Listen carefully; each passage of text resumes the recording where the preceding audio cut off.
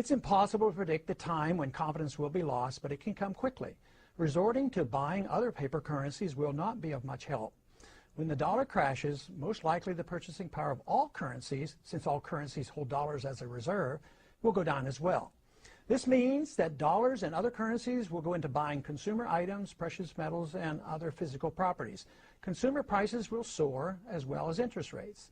The central bank will lose control, and the more they inflate, the worse the confidence becomes. The interest rates will respond to these efforts by rising sharply.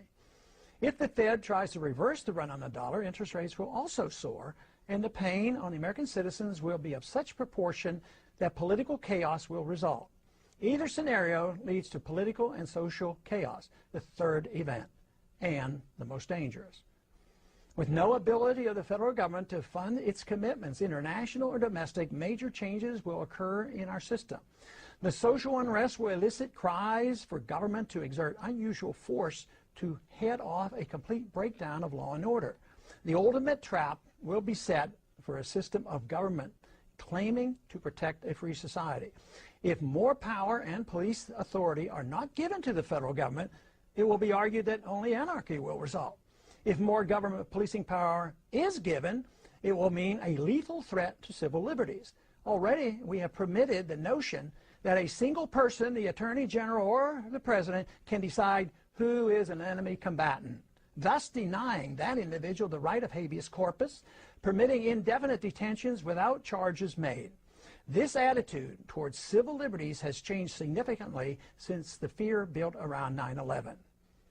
Yes, I know, declaring one an enemy combatant is reserved only for the radical Muslims engaged in terrorism against the United States.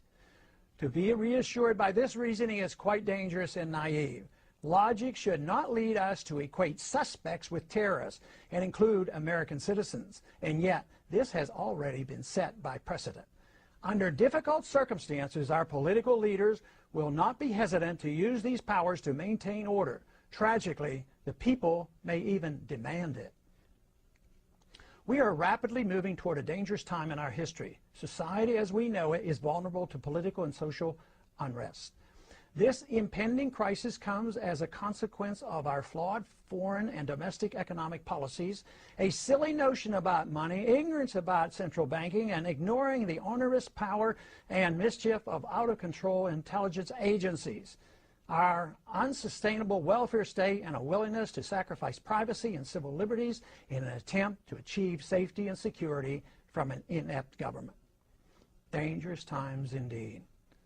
What can be done about it? Must we wait for the inevitable and expect to restore our liberties in a street fight against the overwhelming power of the state? Not a good option. The only way that we can prevent blood from running in the streets is to offer a better idea of the proper role of government in a society that desires first and foremost liberty.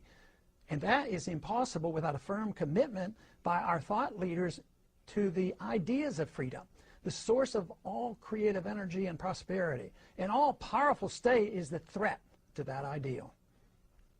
The prevailing attitude of the people, as it once was in early America, must be that of liberty and self-reliance, rather than the nanny state and dependency. Rely on the government force to mold all private choices. If this is understood, a smooth, although not painless, transition to a free society is achievable. Ignoring this option will be very destructive to everything that is dear to the hearts of most Americans. What is it that we must do? We must immediately embark on balance the budget by reducing spending, change our foreign policy to that of non-intervention, a full audit and more supervision of the Federal Reserve, leading to abolishing the Federal Reserve, legalize competition to the Federal Reserve with competing currencies, regain respect for civil liberties and privacy while reining in the CIA, wean ourselves off the dependence of wealth transfers by government, abolish crony capitalism, no subsidies, no bailouts, no regulatory or tax privileges to protect the powerful elite, especially the military-industrial complex, eliminate the income tax, the inheritance tax, and taxes on savings and dividends. None of this can happen without the restoration of Congress to its dominant position of the three branches of government, as was originally intended by the Constitution.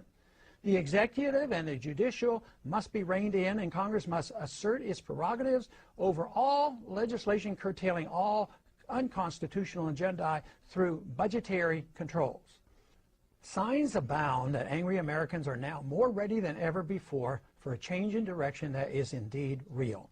If this program were improvised, even suddenly and dramatically, the adjustment, though significant and to a degree somewhat painful, would be much shorter and of minor consequence compared to the chaos and poverty that will result if we refuse to change our gluttonous appetite for a free lunch.